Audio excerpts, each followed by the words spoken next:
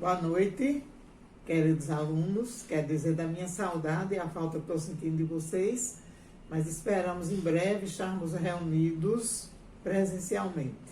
Por enquanto, estamos aqui mandando as nossas aulas.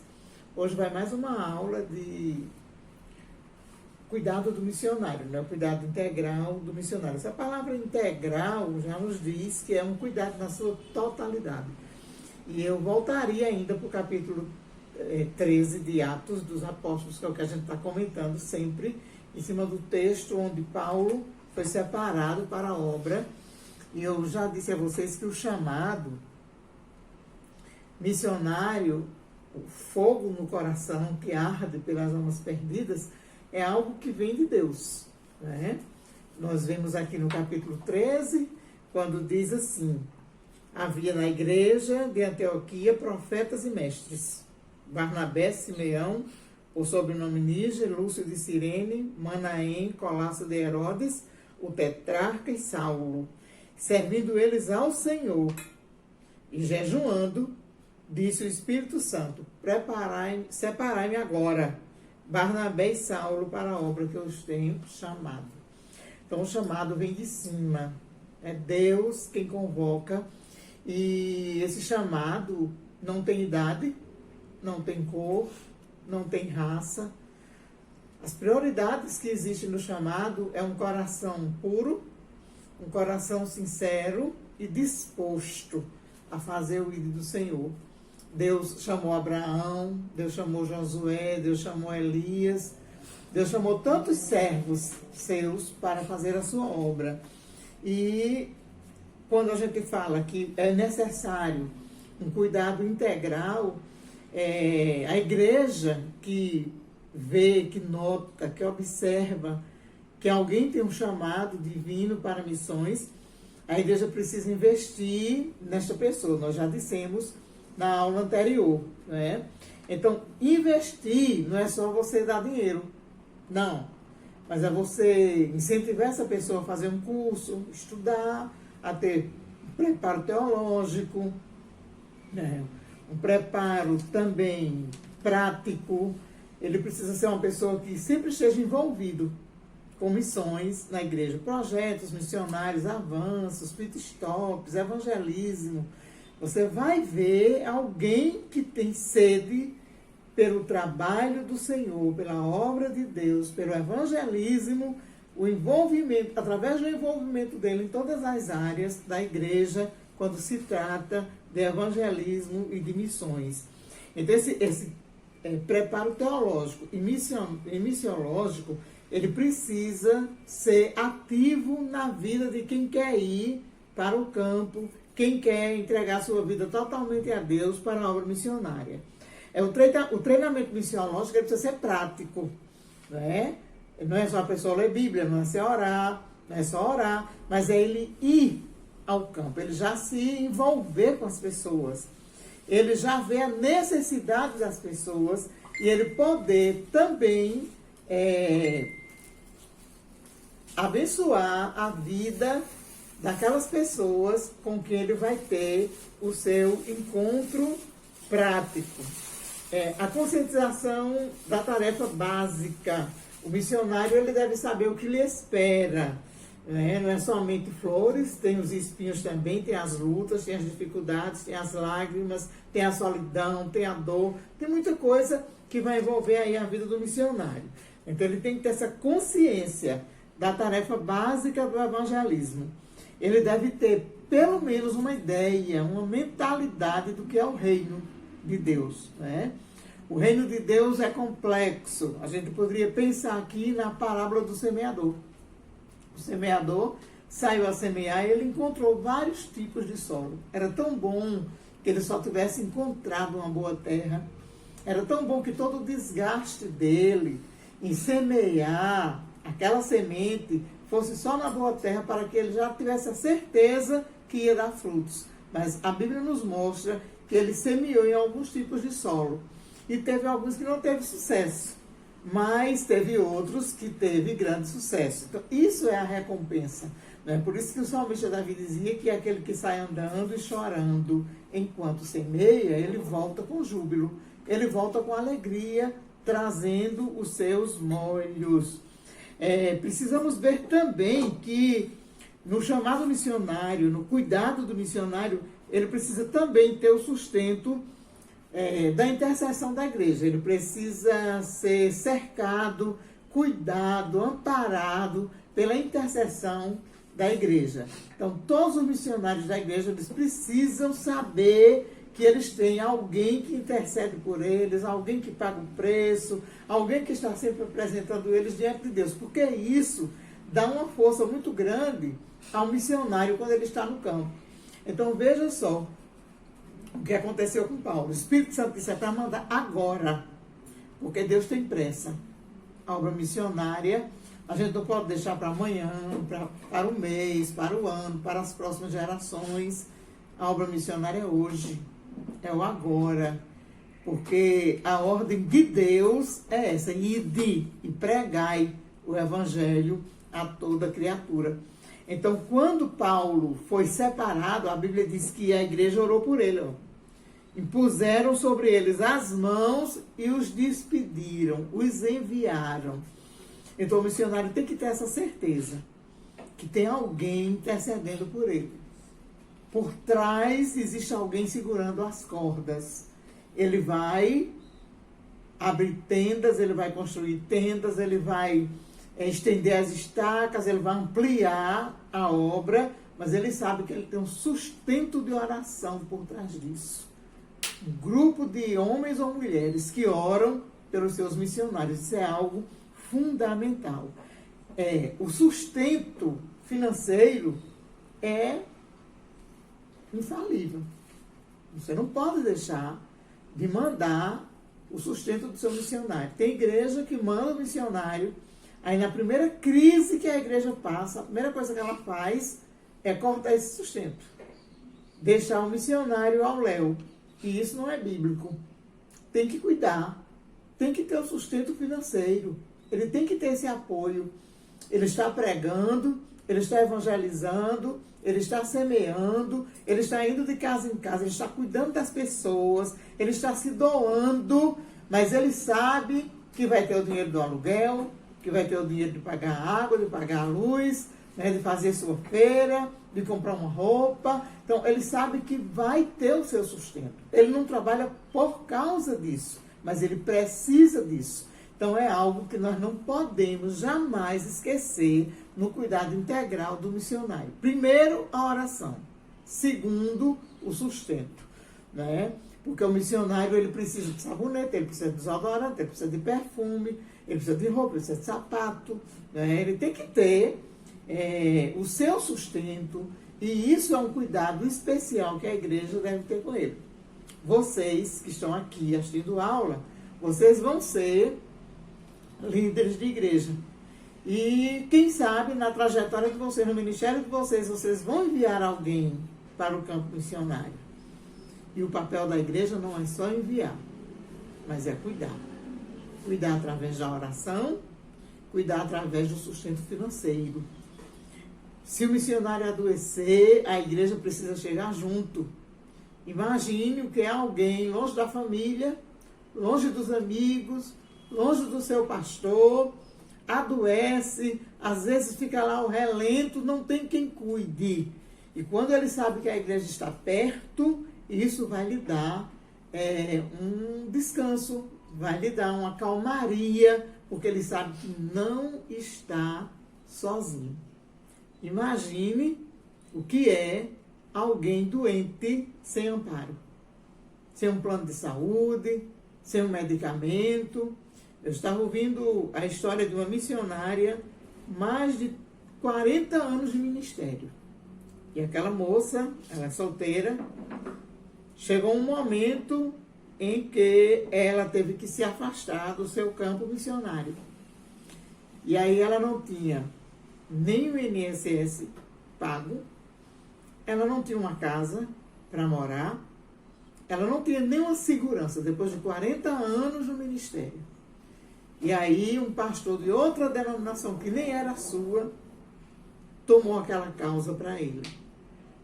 E hoje ele paga o aluguel daquela missionária, a igreja dele paga, e paga o INSS. E ela vive fazendo artesanato para sobreviver. Mas isso não é certo. É a instituição a qual aquela moça deu a vida, passou todos os anos trabalhando, era para ter um cuidado especial com ela na velhice. Agora que ela não estava mais podendo realmente trabalhar no campo, desenvolver o trabalho que ela desenvolvia antes. Nós temos o exemplo de uma missionária, ela foi trabalhar no Congo, né, na África, era solteira, ela era britânica, ela nasceu em 1925 e morreu em 1916, há 4 anos atrás.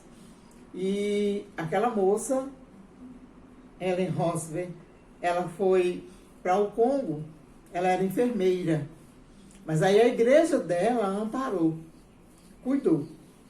E ela chegou no Congo, a primeira coisa que ela fez, ela tinha um amor tão grande pelas almas perdidas, e ela viu lá um cenário de guerra, um cenário de destruição, um cenário de pessoas enfermas, e ela sozinha para cuidar de todo mundo.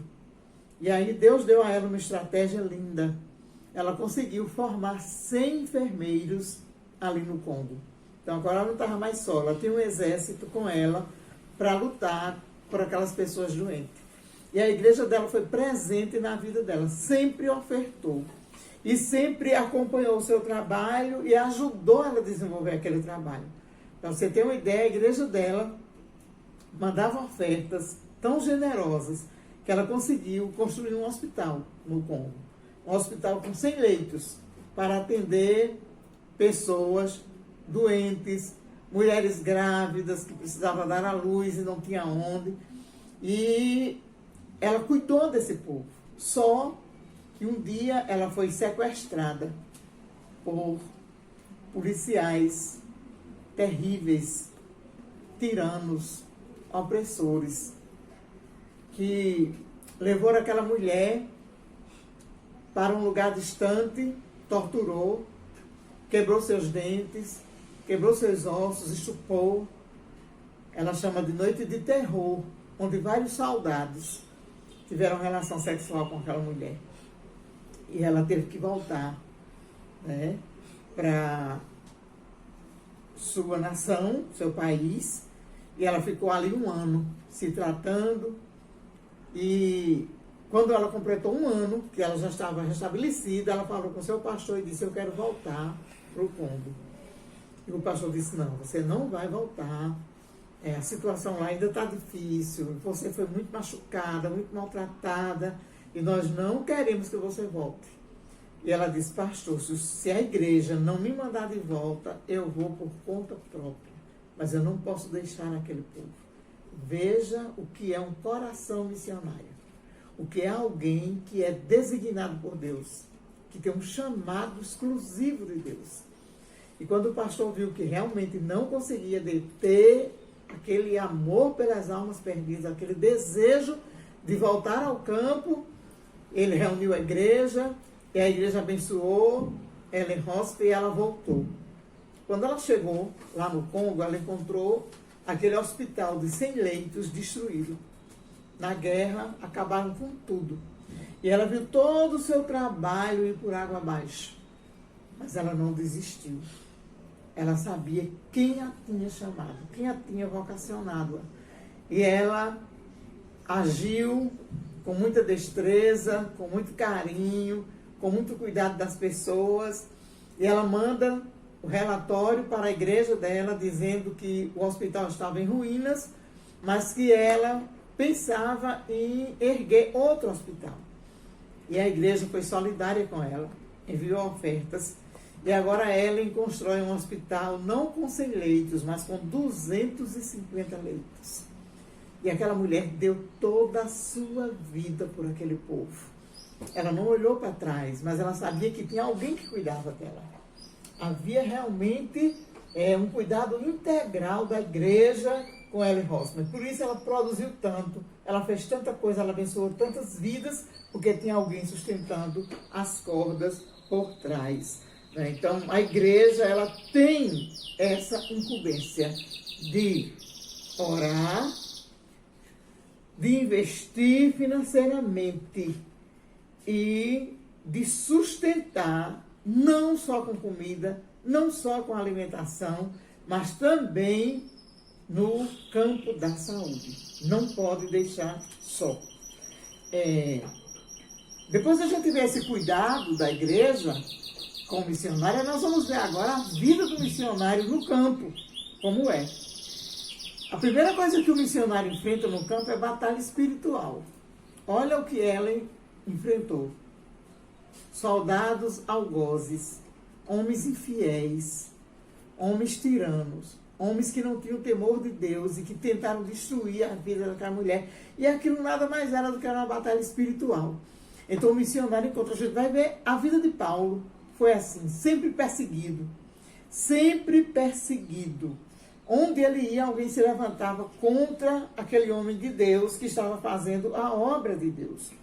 Então, a batalha espiritual é algo que vem de encontro à vida do missionário, que se ele não tiver um suporte, se ele não tiver uma mão estendida, se ele não tiver um ombro amigo, ele vai fracassar. Ele vai passar por momentos difíceis onde ele não vai suportar. Uma outra coisa que acontece com o missionário no campo é a questão do choque cultural. Você imagine, alguém sai aqui do Nordeste, né? Tanta comida boa, mesa farta, onde a gente tem a tapioca, a gente tem a canjica, a gente tem a pamonha, a gente tem a fava, a gente tem a galinha de capoeira, temos tanta coisa. E um missionário vai para a África sofrer a escassez alimentícia. A comida totalmente diferente da nossa. E é um choque para ele. Além da alimentação, tem os costumes. Você chegar num país onde os costumes são diferentes do seu, você vai se sentir uma pessoa fora do contexto. Além dos costumes, tem a língua. Que isso é muito importante, que o missionário tenha contato com a língua, com o idioma da cidade para onde ele vai, do país para onde ele vai, para que isso não seja um problema maior na vida dele. Porque a língua é a comunicação. Como é que ele vai entrar em comunicação com essas pessoas se ele não domina o idioma? Então ele precisa ter muito cuidado e precisa realmente ter um treinamento antes dele chegar no campo. A guerra espiritual e o choque cultural e o choque linguístico é algo terrível. Ainda tem também a questão da contextualização. O missionário, ele precisa ter, pelo menos, ideia de como é o país para onde ele vai. Por isso que as agências missionárias treinam os seus missionários para isso, para que eles possam sair com uma vida já ajustada para aquele lugar onde ele vai, para aquele país onde ele vai sobreviver. Um outro grande problema que o missionário enfrenta e que a igreja precisa estar ajudando ele é a adaptação no campo. Tem muitos missionários que vão e voltam rápido, porque o clima é desfavorável, a língua não tem domínio, a contextualização é totalmente diferente da vida que ele levava, e isso muitas vezes impulsiona a não continuar no campo, a voltar. Por isso que a igreja precisa trabalhar nessa formação integral do seu missionário. Mandar a pessoa preparada para esse país onde ele vai. Se é no mesmo país que ele mora, ele já vai ter dificuldades. Você sai, por exemplo, aqui da Paraíba, vai para o Rio Grande do Sul, você pensa que está em outro país, porque os costumes são diferentes, né? às vezes até os trajes, a maneira de se comportar, a alimentação, sotaque, tantas coisas que às vezes vêm interferir diretamente na vida do missionário. Então, quando você, como líder, observar, descobrir que você tem alguém como chamado missionário, e essa pessoa vai conversar com você, expõe esse desejo, esse ardor, esse sonho que ela tem de fazer missões em determinados lugares. Você precisa, como líder, estar abençoando essa pessoa, ajudando. Não colocando isso como impedimento, mas fazendo com que ela possa ultrapassar as barreiras, com que ela possa realmente ter contato com pessoas que ou falam essa língua, ou já foram nesse lugar, já estiveram nesse país, para que ela possa realmente ter mais informações e ter certeza daquilo que ela quer fazer. Para que isso não faça com que um retorno prematuro aconteça na vida do missionário, mas que ele possa ir e dar frutos, que ele possa ir e abençoar, que ele possa ir ser abençoado. E a sua igreja possa, então, alargar as tendas através desse missionário. As dificuldades, muitas vezes, faz com que o missionário antecipe a sua volta. Mas se ele tem uma igreja que intercede, se ele tem uma igreja que cuida, se ele tem uma igreja que sustenta, se ele tem uma igreja que está perto, isso vai fazer toda a diferença. Eu vi um rapaz jovem, missionário, me dizer, ele está num outro estado, ele saiu da sua igreja, de um estado e foi para um outro estado, e ele disse, todos os dias eu espero o telefone tocar e ser meu pastor para falar comigo. E isso não acontece. Isso me dá uma tristeza muito grande, porque eu me sinto abandonada, eu me sinto órfão, mesmo as pessoas aqui me amando, mesmo as pessoas aqui me dando a mão, cuidando de mim, mas eu sinto a falta da igreja que me enviou. Eu sinto a falta da presença do meu pastor.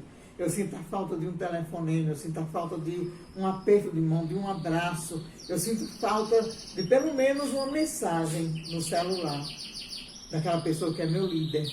Então a gente precisa realmente ter olhos abertos para essa questão do cuidado do missionário, para que o retorno prematuro do campo missionário não aconteça.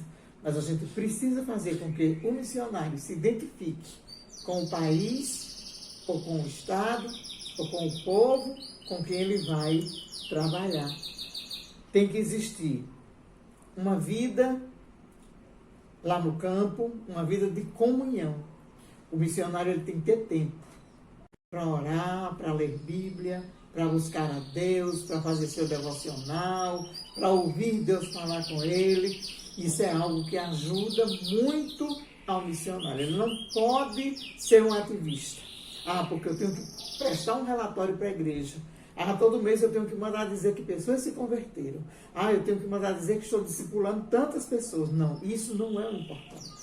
O importante é que ele tenha a visão do reino, é que ele tenha a visão de Deus e que ele cuide das pessoas à medida que as coisas forem acontecendo. Que ele não tenha essa preocupação de números, de relatórios, mas que ele tenha comunhão com Deus, que ele tenha vida com Deus, que ele tenha adaptação ao campo, que ele tenha assistência da igreja, que ele tenha um grupo intercedendo por ele e que ele tenha o seu financeiro estabelecido para que o seu emocional não seja abalado. E eu diria ainda que, além de tudo isso, além do dinheiro, além das finanças, além da intercessão, existe também o cuidado pessoal. Uma cartinha, que hoje a gente não usa mais, né? Mas vamos falar, uma mensagem no Facebook, no Zap, um vídeo, um áudio. A igreja sempre mostrando que está presente e que ama aquele obreiro, que ele não está só, mas que ele tem alguém que cuida dele. Então, vamos ver esses pontos. Eu vou só dar uma revisada aqui, né? Que a igreja precisa levar o seu missionário a ter um preparo teológico e missiológico, precisa levá-lo a um treinamento missiológico prático, precisa que ele tenha conscientização da tarefa básica do que ele vai fazer no campo, que é o trabalho evangelístico, é o trabalho de cuidar de pessoas. Precisa que ele tenha a mentalidade, a convicção, a certeza do que é o reino, do que ele vai fazer, de qual a sua tarefa. Precisa ter o sustento, a intercessão e finanças. Igrejas e agências missionárias precisam também estar realizando missões. Não é só o obreiro que vai, mas a agência que o enviou, ou a igreja que o enviou, precisa também estar fazendo missões juntamente com ele. E ainda conscientizar o missionário, o obreiro que vai para o campo, que ele vai enfrentar batalha espiritual, que ele vai enfrentar choque cultural, que ele vai enfrentar guerra espiritual, que ele vai ter o choque linguístico, que ele vai ter a contextualização, a adaptação no campo, que ele precisa identificar-se com o campo e que isso não venha, a falta disso, não venha trazer uma volta prematura do campo missionário. E que haja uma vida de comunhão, não só de ativismo, que também a igreja cuide pessoalmente do seu missionário. Até a próxima aula. Que Deus nos abençoe.